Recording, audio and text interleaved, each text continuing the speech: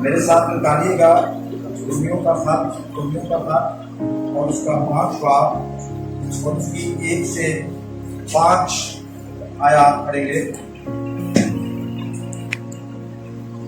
رومیوں 5 باب 1 سے 5 آیات کی تلاوت کریں گے۔ ہمیں حق کا پڑھنا یسوع کے قادران سے سب کہیں آمین۔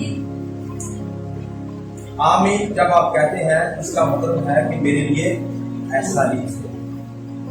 جو کچھ کلام میں پڑھا جانے لگا ہے یہ خدا کا کلام ہے اور پھر آپ کے لیے خدا کے کلام کے مطابق ہوتا ہے۔ بس جب ہم ایمان سے راست باز ٹھہرے تو خدا کے ساتھ اپنے خداوند یسوع مسیح کے وسیلہ سے صلح رکھیں، جس کے وسیلہ سے ایمان کے سبب سے اس فضل تک ہماری رسائی بھی ہوئی جس پر قائم ہیں، اور خدا کے جلال کی امید پر فخر کریں، اور صرف یہی نہیں بلکہ مصیبتوں میں بھی فخر کریں، یہ جان کر کہ مصیبت سے صبر پیدا ہوتا ہے، اور صبر سے پختگی، اور پختگی سے امید پیدا ہوتی ہے، اور امید سے شرمندگی حاصل نہیں ہوتی، کیونکہ روح قدس جو ہم کو بخشا گیا ہے اس کے وسیلہ سے خدا کی محبت ہمارے دلوں میں ڈالی گئی ہے۔ کلام حق کا پڑھا اور سنا جانا ہمارے لیے باعث برکت ہو، خداوند کا شکر ہو۔ ہم غور کرتے ہیں کہ یہ حوالہ ہمارے ساتھ ماضی کی بھی بات کرتا ہے، حال کی بھی بات کرتا ہے اور مستقبل کی بھی بات کرتا ہے۔ تینوں زمانوں کے لیے ہمارے ساتھ یہ حوالہ بات کرتا ہے۔ تو یہ شروع ہوتا ہے پس سے، اور پس سے کیا مراد ہے؟ اگر آپ پہلے 4 ابواب پڑھیں تو وہاں پر ہمیں ایمان کے ساتھ راست بات ٹھہرتے ہیں پڑھنے کو ملے گا، یعنی کہ ہم اپنی کسی خوبی کی وجہ سے، اپنی کسی لیاقت کی وجہ سے ہم راست باز نہیں ٹھہرتے، ہم یسوع مسیح پر ایمان لانے کے وسیلہ سے راست باز ٹھہرتے ہیں، اور ہمیں مفت نجات جو ہے ملتی ہے، فری میں نجات ملتی ہے۔ اس کے لیے ہمارا کچھ بھی خرچ نہیں ہوتا۔ آمین۔ صرف ہم نے ایمان لانا ہے، اور راست بازی کا مطلب ہوتا ہے، یہ ایک عدالتی لفظ ہے جس کا مطلب ہے رہائی پانا۔ جس طرح کوئی ایسا مجرم جس کو سزائے موت ہو چکی ہو اور عدالت اس کو فری میں بری کر، ہماری بھی کچھ یہی حالت تھی، کیونکہ کلام میں لکھا ہے کہ سب نے گناہ کیا اور خدا کے جلال سے محروم ہیں۔ ہم محرومیوں کا، ناامیدیوں کا شکار تھے، تو میرے عزیزو ہماری خاطر ہماری سزا یسوع مسیح نے برداشت کر لی، صلیب پر کوڑے کھائے اور کانٹوں کا تاج پہنا، کیل لگوائے، مسیح میں نیزہ لگوایا، اور اس کے وسیلہ سے جو کوئی یہ ایمان رکھتا ہے کہ یسوع مسیح کماری مریم سے پیدا ہوئے ہیں اور وہ صلیب پر جا کر انہوں نے جان دی ہے، وہ مر گئے ہیں، اور اس طور پر یسوع کو قبول کرتا ہے کہ اب وہ کبھی نہیں مریں گے، اب وہ زندہ ہیں، ابدالآباد زندہ رہیں گے۔ جو اس بات پر ایمان رکھتا ہے وہ اپنی آنے والی ابدی سزا سے رہائی پا سکتا ہے۔ ہاللیلویا۔ یہ بڑا اچھا ایک طریقہ ہے، یہ بالکل مفت ہے کہ ہم رہائی پائیں، ہم نجات پائیں، اور بہت سے لوگوں کو اس خوشخبری کا پتہ نہیں، وہ اپنی محنتیں کرتے ہیں، پتہ نہیں کیا کیا کرتے رہتے ہیں، لیکن پھر بھی وہ نجات حاصل نہیں کر پاتے کیونکہ وہ اس بھید اس مکاشفہ سے نہ واقف ہیں. ہمیں کوئی محنتیں کرنے کی ضرورت نہیں. ہمیں ویری سمپل بالکل سادہ طور پر یسوع مسیح پر ایمان لانا ہے تو ہمیں مفت رہائی ملے گی.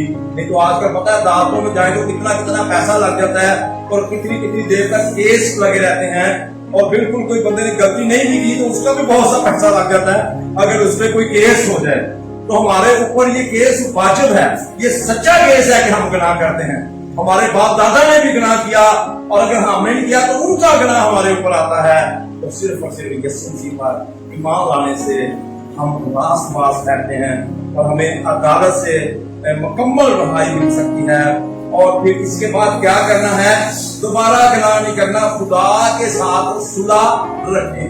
کئی لوگ ایمان لا کر کبھی مان لاتے ہیں کبھی مان نہیں لاتے اور پھر وہ خدا کے ساتھ صلح رکھیں اور پھر آپ کی برکت قائم رہے گی اور آپ کی نجات جو ہے جو آپ کو ملی ہے وہ قائم رہے گی. اور خدا کے ساتھ رشتہ قائم رکھنا بہت ضروری ہے. تو خدا کے ساتھ رشتہ ہم کیسے قائم کر سکتے ہیں؟ کیا طریقہ کار ہے؟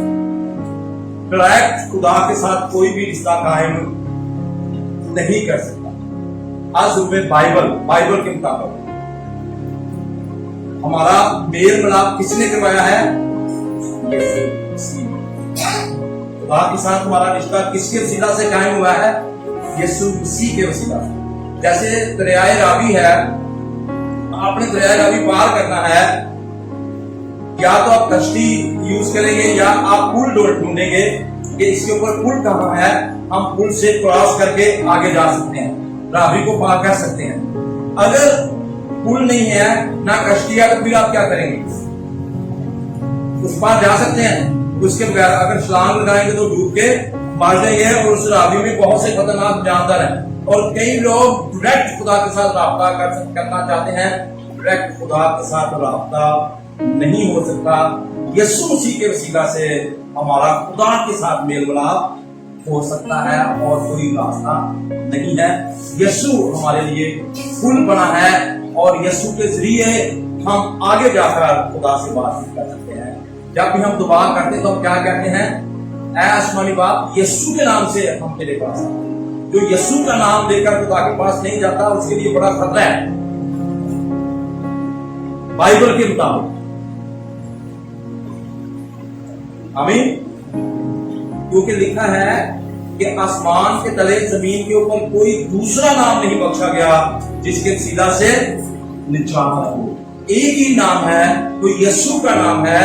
ہمیں یسوع مسیح کے ساتھ صلح کرنی ہے تو پھر ہماری باپ کے ساتھ صلح. اور میرے عزیزوں آگے ہم پڑھتے ہیں کہ جب ہم غور کرتے ہیں یہاں پر لکھا ہے کہ سب لوگ جب انہیں خوشیاں ملتی ہیں, جب ان کے بڑے بڑے کام ہوتے ہیں تو وہ فخر کرتے ہیں ان کاموں پر. کہ یہاں پر ہمیں رسول کیا بتا رہا ہے, یہاں پر رسول ہمیں کیا کہہ رہا ہے؟ خدا کے جلال پر فخر کرو. کس پر فخر کرنا ہے؟ خدا کے جلال پر فخر کرنا ہے. کئی لوگوں نے پی ایچ ڈی کی, ان کو اپنی ڈگریوں پر بڑا فخر ہے. کئی لوگوں کو اپنے بینک بیلنس پر بڑا فخر ہے. کئی لوگوں کے ریلیٹو امریکہ میں دیگر ممالک میں رہتے ہیں, ان پر ان کو بڑا فخر ہے. پر رسول یہاں پر کہتا ہے کہ اپنی ڈگریوں پر نہیں, اپنی بڑی بڑی گاڑیوں پر نہیں, اپنے بڑے بڑے گھروں پر نہیں, اپنے روپے پیسے پر نہیں, اپنے بزنس پر نہیں, اور آپ کو بڑا عہدہ مل گیا ہے اپنے اس بڑے عہدے پر فخر نہ کریں. یہ سب کچھ دینے والا ایک ہی ہے, وہ خدا ہے جو یسوع مسیح کے وسیلہ سے ہمیں ملتا ہے.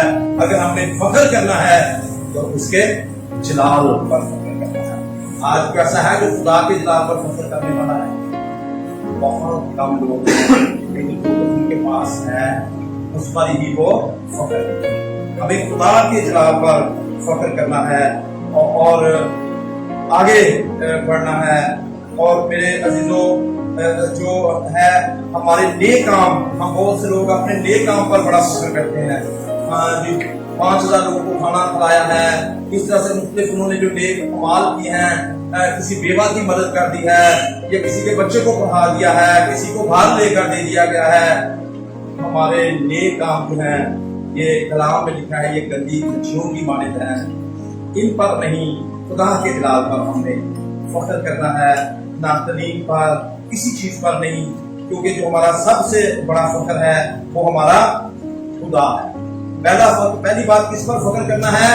خدا کے جلال پر فخر کرنا ہے، اور دوسری بات مصیبتوں پر فخر کرنا ہے۔ لیکن بھائی صاحب یہ تو آپ بڑے چاہتے ہیں، اوپر سے ہم بڑے بڑے دکھوں میں سے، بڑی بڑی مصیبتوں میں سے شیطان کے ہاتھوں دکھ اٹھا رہے ہیں، بیماریوں کے ہاتھوں دکھ اٹھا رہے ہیں، اور طرح طرح سے ہم دنیا کے ہاتھوں دکھ اٹھا رہے ہیں، تو آپ کہہ رہے ہیں اپنی مصیبتوں پر کیا کریں؟ فخر کریں۔ ہم سے کتنے ہیں جب ان پر دکھ مصیبتیں آتی ہیں ان پر فخر کرتے ہیں، یا پریشان ہوتے ہیں، یا ٹینشن لیتے ہیں؟ کتنے اپنی مصیبتوں پر فخر کرتے ہیں؟ نابیل پولس رسول یہاں پر لکھ رہے ہیں رومیو کی کلیسیا کو، وہ کہہ رہے ہیں کیا کرو؟ اپنی مصیبتوں پر فخر کرو۔ جیسے یہ کورونا وائرس آیا تھا، کتنی لوگوں پر مصیبت، کئیوں کا بزنس ختم ہو گیا تھا، کئیوں کے پاس کچھ کھانے پینے کو نہیں تھا، تو بڑی دکھ بڑی مصیبت کی حالت میں تھے، تو کتنوں نے ان مصیبتوں پر فخر کیا۔ کیوں ہم نے مصیبتوں پر فخر کرنا ہے؟ یہ جو دکھ مصیبتیں ہیں یہ بعض کا ہمیں لوگ بڑا دکھ دیتے ہیں، بعض کا معاف کرنا، معافی کے ساتھ جو شوہر ہے وہ بیوی کو بڑا دکھ دے رہا ہے، اور بیوی اپنے شوہر کے لیے۔ کئی دفعہ کئیوں کی اولاد اس طرح سے بنی ہوئی ہے، کئیوں کے آفس میں ایک دوسرے کو بڑا ستاتے ہیں، بڑا دکھ دیتے ہیں۔ ہمیں ارد گرد ہر کوئی کسی نہ کسی طرح سے، کوئی اپنی اولاد کی وجہ سے، کوئی اپنی بیوی کی وجہ سے، یا بیوی اپنے شوہر کی وجہ سے، یا اپنے ہمسایوں کی وجہ سے، یا ہم لوگوں کی وجہ سے شدید دکھوں کا ہمیں سامنا ہے، یا بیماریوں کی وجہ سے، مختلف طریقوں سے، وباؤں کی وجہ سے ہم دکھوں کی لپیٹ میں ہیں، اور بڑا ہمارے اوپر پریشر ہے، اور کئیوں کو شیطانی گفتوں نے بڑا دکھ دیا ہوا شیطان نے، وہ انہیں اذیت دیتی ہیں، رات کو نہیں سونے دیتی، دن کو نہیں چین لینے دیتی۔ تو ان دکھوں، ان مصیبتوں میں بھی فخر کریں، کیونکہ کئیوں کے پیچھے بڑے جادوگر پڑے ہوئے ہیں، اور مختلف طریقوں سے وہ عمل کرتے رہتے ہیں، وہ خود بھی ساری رات سوتے اور ان کو بھی ساری رات سونے نہیں دیتے، اور خاندان تڑپ رہے ہیں، اور ان کے ہاتھوں اس طرح سے بھی آپ کو شیطان کے ہاتھوں سے، لوگوں کے ہاتھوں سے، آپ کے اپنوں کے ہاتھوں سے آپ کو دکھ مل رہے ہیں، تو ہمیں ان دکھوں پر آمین، کیونکہ شیطان ہمیں شدید دباؤ کے نیچے لے کر آنا چاہتا ہے۔ جتنا زیادہ ہم شدید دباؤ کے نیچے جائیں گے اتنے زیادہ ہم ہاللیلویا آمین۔ دکھوں مصیبتوں پر کیوں فخر کرنا ہے؟ کتنا دکھ درد ہمارے اوپر شدید ہوں گے، اور یہ دکھ مصیبتیں ہمارے اندر کیا پیدا کرے گی؟ صبر۔ تو صبر کس کی کوالٹی ہے؟ صبر کس کی خوبی ہے؟ بتائیں۔ ہاللیلویا۔ آپ کا خدا بھی صبر کرتا ہے، یسوع مسیح بھی صبر کرتا ہے، آمین۔ جس طرح ایوب صابر کا ہم نے حال سنا ہے کہ اس کا سارا بزنس، اس کے 4-5 قسم کے بزنس تھے، اونٹ، گدھے، بیل، بھیڑیں، کھیت، سب کچھ کیا ہو گیا؟ برباد ہو گیا، سب کچھ تباہ ہو گیا، یہاں تک اس کے بچے بھی سارے مر گئے، تو اس نے پھر بھی خدا کو آمین، اور اپنے جسم میں بھی کیڑے پڑ گئے، بڑے زخم ان کے جسم ہو گئے، تو ان مصیبتوں میں انہوں نے کیا کیا؟ صبر۔ اور آج ایوب صابر کی مثال دی جاتی ہے، اور جب ہم دکھوں مصیبتوں کو ان پر فخر کرتے ہیں تو پھر آپ کی بھی مثالیں دی ہیں، ہاللیلویا۔ یہ آپ کا کردار ہے، آمین۔ تو آپ کے اندر پھر صبر پیدا ہوگا، تو پھر آپ یسوع کی مانند بنتے جائیں گے۔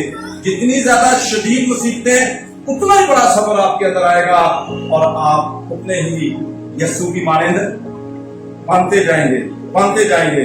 بے شک آپ بڑی بے رحمی کی حالت میں ہیں، آپ کے حالات بہت خراب ہیں، تو آپ نے ہر قسم کے حالات میں صبر کرنا ہے، اور ان برے حالات کو کنٹرول کون کر سکتا ہے؟ صبر۔ اگر میاں بیوی آپس میں ہیں، ایک اس پر ظلم کر رہا ہے اور دوسرا برداشت کر رہا ہے ان دکھوں کو، और वो कायम होगी। हालेलुया। और हम दुखों पर फक्र करेंगे तो हम साबित कदम रह सकते हैं। साबित कदमी से हम किनार हो सकते हैं और अपनी फतह की तरफ हम बढ़ सकते हैं और यीशु की मानंद बनते जाएंगे। और कितनी बातें, पहला हमने किस पर फक्र करना है? खुदा के जलाल पर, अपनी किसी चीज पर नहीं। फिर हमारे ऊपर जो दुख मुसीबतें हैं, जो उन्होंने हमें घेरा डाला हुआ है, उन पर हमने फख्र करना है। और इसी तौर पर मेरे अजीजों, बहुत से लोग जब उनको दुखों मुसीबतों ने घेरा डाला होता है, वो कहते हैं जल्दी जल्दी से इनके प्रेशर से निकलो, इनके दबाव से हम जल्दी जल्दी निकलना चाहते हैं। जैसे वो जल्दी जल्दी निकलेंगे तो वो सीखेंगे क्या? हालात तो आपको सिखाने के लिए आए हैं। अगर दुखों मुसीबतों से आप तेजी से निकलना चाहते हैं तो आप क्या सीखेंगे? कुछ सीख सकते हैं? नहीं। इसलिए आपने तेजी नहीं करनी, आपने जल्दबाजी नहीं करनी। इन दुखों मुसीबतों को कहना है कि मेरा खुदा बड़ा, मुझे इन दुखों, ये दुख, ये मुसीबतें, ये तलवार, ये नंगापन मुझे मेरे खुदा की मोहब्बत से जुड़ा। हालेलुया। फिर शैतान को भी आपके सामने शर्मिंदा होना पड़ेगा, आपके दुखों को भी आपके सामने शर्मिंदा होना पड़ेगा, क्योंकि आपके अंदर सब्र बड़ा है। और मेरे अजीजों, एक हवाला निकालें जल्दी से जरा, दूसरा करंथियों का खत 1 बाब उसकी 8 आए। दूसरा करंथियों 1:8 निकाल दिया जी जी।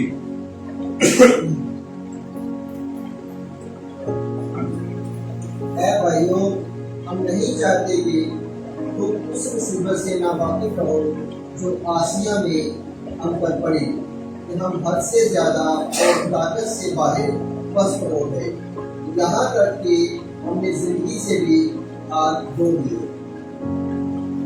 इतनी बड़ी मुसीबत में बुजुर्ग पड़े हैं, उन्होंने इन दुखों, इन मुसीबतों का तजर्बा किया है।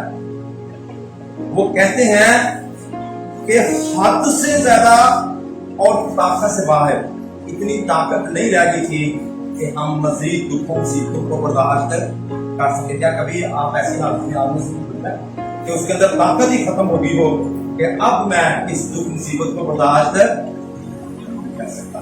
वो कहते हैं कि मेरी हालत ये हो गई थी यहाँ तक कि मैं अपनी जिंदगी से भी हाथ, यानी कि वो मरने वाला था, जैसे किसी को सजाए मौत सुना दी गई हो, स्टाम्प पेपर पे लिख कर जैसे वो सजा जारी हो गई थी, इसको सजाए मौत हो गई है, और उस तरह की उसकी हालत हो गई थी। वो अपनी जिंदगी से हाथ धो बैठे थे। तो इन सारी हालतों में उन्होंने क्या किया, किस तरह से वो बचे? वो कहते हैं कि जो मुझे कुव्वत बख्शता है उसमें मैं सब कुछ कर सकता हूँ। फिर वो अपनी ताकत पर नहीं, खुदा की ताकत पर यहाँ पर आपकी अपनी ताकत, आपका अपना जोर दुखों मुसीबतों के सामने जवाब दे दे, फिर खुदा की ताकत, खुदा का जोर आप में आएगा। इसी तो कहते हैं जो मुझे कुव्वत बख्शता है उसमें मैं सब कुछ कर सकते हैं। आप मुसीबतों को, दुखों को बर्दाश्त कर सकते हैं। और इस तरह से मेरे अजीजों, अगर हम गौर करें तो जब शागिर्द कश्ती में थे तो क्या हुआ?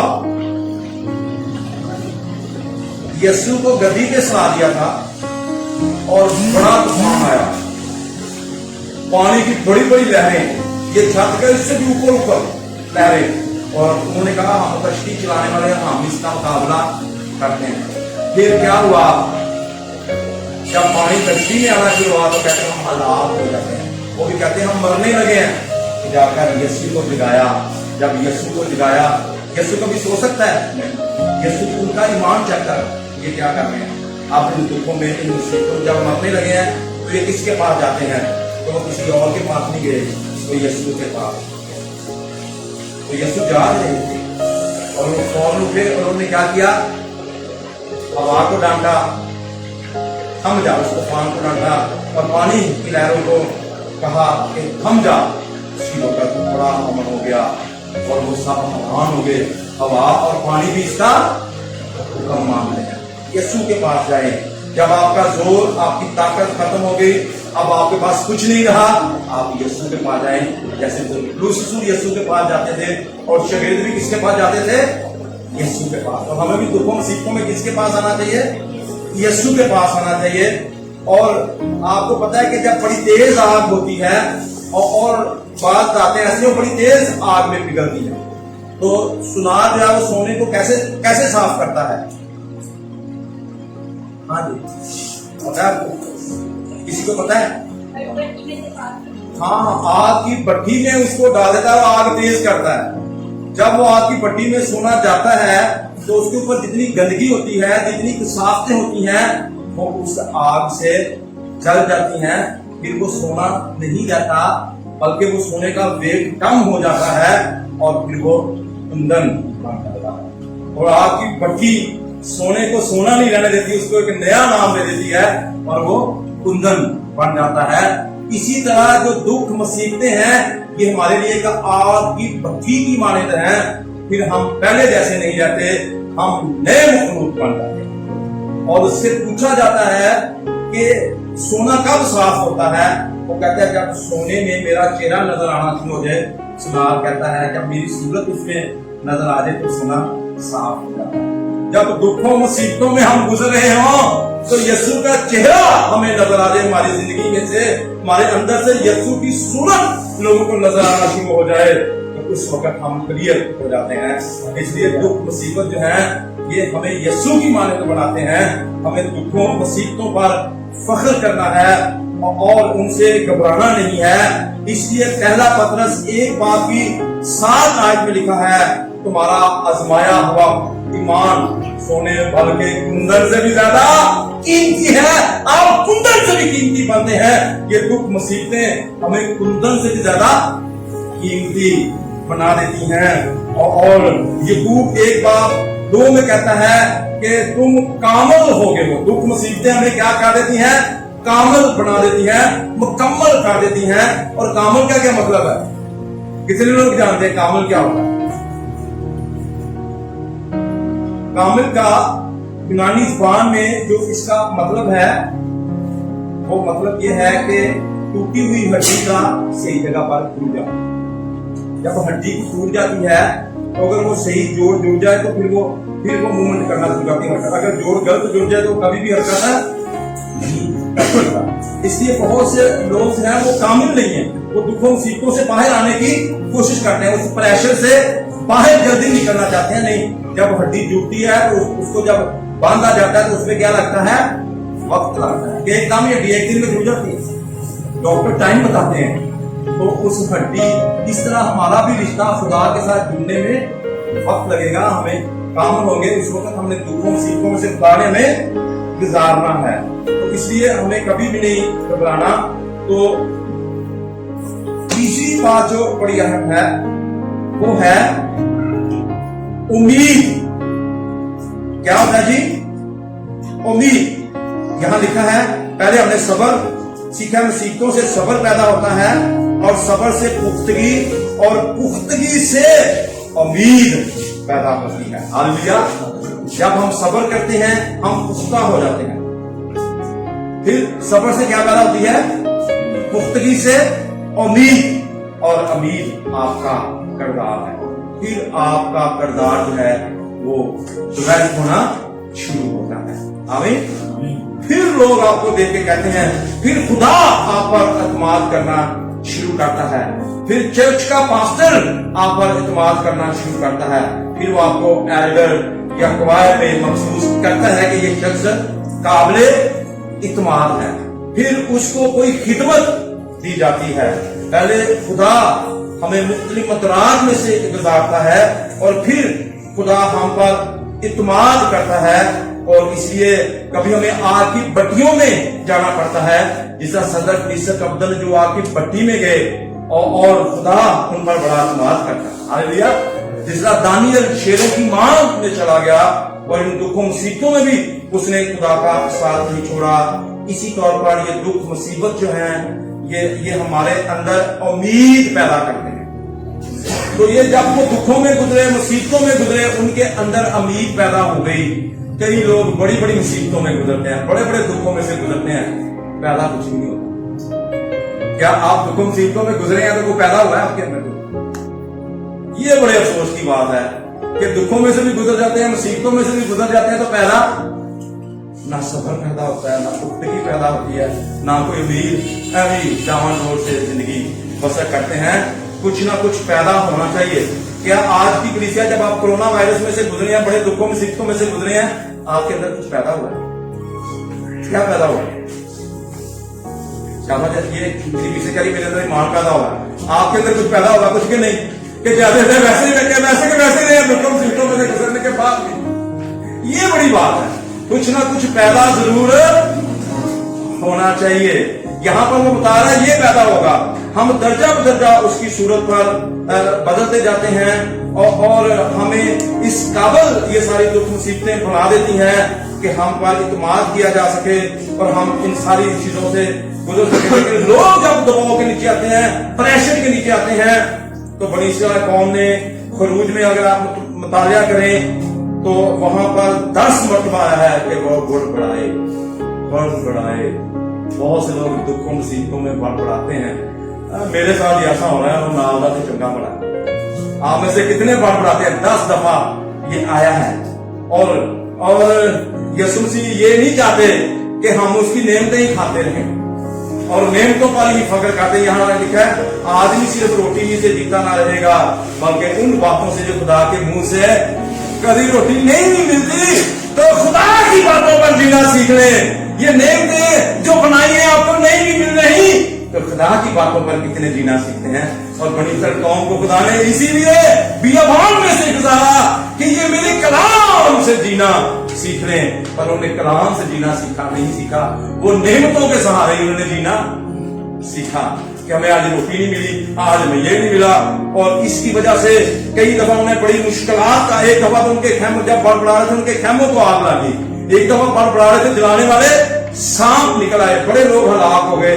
जो बढ़ बढ़ाते हैं इन दुखों मुसीबतों में फख्र नहीं करते, ना तो कुछ उनकी जिंदगी में पैदा होता है और वो क्या करते हैं, फिर हलाकत का सामना करते हैं।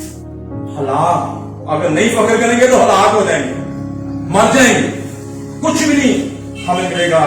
इसलिए आप पहला कुरिन्थियों 10 आयत का मुताबिया करें तो वहां पर बड़ा वाज़ेह तौर पर लिखा है, तुमने क्या करना है, तुम उनकी तरह जैसे वो बियाबान में बढ़ बढ़ाए, तुम ना बढ़ बढ़ाना, वरना तुम भी मर जाओगे, हलाक हो जाओगे। इसलिए दुखों मुसीबतों पर कई कहते मैं बड़ा मोटा होता जा रहा हूँ, वो स्मार्ट है, वो मोटापे पे फिक्र करेगा, नहीं मैं बड़ा पतला हूँ, पतला भी मोटा भी, हाँ अकेले पास जाएंगे, किस तरफ जाएंगे? हर कोई कहता है उसके हालात ठीक है, मेरे हालात बड़े खराब है, छोड़े इन चीजों को बढ़ बढ़ाना छोड़े। और इनके बगैर फिर वो खुशियों 2 में कहता है हर काम बगैर शिकायत किए करो, जितने भी काम है शिकायत के बगैर किया। और कई लोग फिक्रों के नीचे दबे हुए हैं और पहला पत्र 5 में लिखा है अपनी सारी फिक्रें उस पर डाल दो मेरे अजीजों। कईयों का बागियाना तो रवैया है, मेरे साथ क्यों ऐसा होगा? बागी हो जाते हैं वो खुदा से, बगावत कर जाते हैं, जैसे युदास्करयोती ने बगावत की। और हमने जैसे बहुत से लोग क्या कलाम में मिलते हैं, सौल बादशाह ने बगावत की और हमने बगावत नहीं करनी, बागियाना रवैया नहीं रखना, मसीहत को ही छोड़ जाते हैं, सारी चीजों को छोड़ जाते हैं। और नंबर 5 ज़बूर 59 की 20 आयत पढ़े तो दाऊद क्या कहता है? जल्दी से एक बार निकाल दो, आपकी बात है। हाँ जी 59-20 ज़बूर 69 और 61 की आयत, और जल्दी से करो।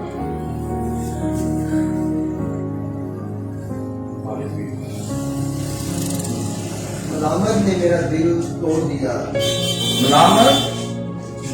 मलामत ने मेरा दिल तोड़ दिया। मैं बहुत उदास हूँ और मैं इसी इंतजार में रहा कि कोई तरस खाए, पर कोई ना था, और तसल्ली देने वालों का मुंतजर रहा, पर कोई ना मिला। आमीन। हम कहेंगे कोई हम पे तरस खाए, हम ऐसा छोड़ेंगे, कहता फिर कोई भी नहीं मिलेगा। खुदा के सिवा आपको कोई तरस खाने वाला जुल्म करने वाले बड़े मिल जाएंगे। तो इसलिए मेरे अजीजों, हम मसीह में जो है रात बात ठहरते हैं और उसके जलाल पर फख्र करें, मसीहतों पर फख्र करें और सब्र करें और पुख्तगी को हासिल करें और अपने किरदार को मजबूत करें, ताकि आप काबिल इत्मीनान ठहर सकें, आप पर कोई गुमान कर सके और आपको कोई खुदा की बादशाही में जिम्मेदारी मिल सके। अदरवाइज कुछ भी नहीं मिलना। आमीन। सब अपनी आंखें बंद करें और अपनी जिंदगी पर गौर करें। बेशक बड़ी सख्त गर्मी है, ये भी हमारा इम्तिहान है। हमने इस पर भी फख्र करना है कि हम फिर भी सुकून से बैठे हुए हैं। बेशक वो आग में फिर रहे थे, तो यहाँ पर आग जितनी तपत नहीं, वो 7 गुना आग और तेज होगी थी। इन चीजों की परवाह न किया करें, गर्मी की, सर्दी की, मौसमों की, ये खुदा के हैं। आमीन। कलाम हक का पढ़ना सुनना जाना हमारे लिए बाइस से बरकत हो। खुदा का शुक्र हो।